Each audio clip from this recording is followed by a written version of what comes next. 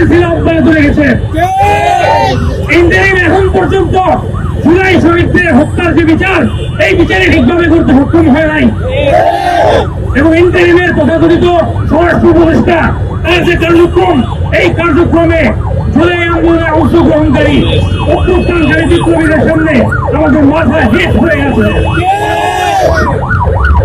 আজকে ওসমান হাদির যে শাহাদাত, এই শাহাদাতের বিচার যদি আমরা জনসম্মুখে হতে দিতে না পারি, তাহলে পরবর্তীতে হত্যার এই সিলসিলাকে বর্ধিত করা হবে এবং বারবার বাংলাদেশের বুকে জুলাই বিপ্লবীদের রক্ত ঝরবে।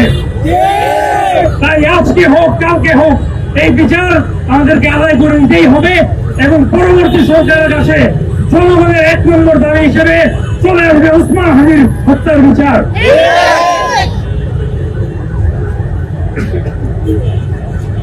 আর ভাই ও বোনেরা, আমরা আজকের মতো এই যে আয়োজন, এই যে শহীদ মিছিল, এই মিছিলে আমাদের আয়োজকদের কথা শুনবো, তারা কি বক্তব্য পেশ করেন এবং পরবর্তীতে কি ঘটনা আসেন সেটাকে আমরা ফলো করবো।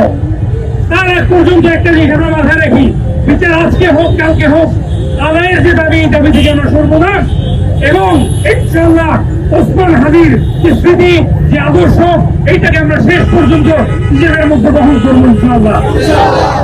সবাই ভালো থাকবেন।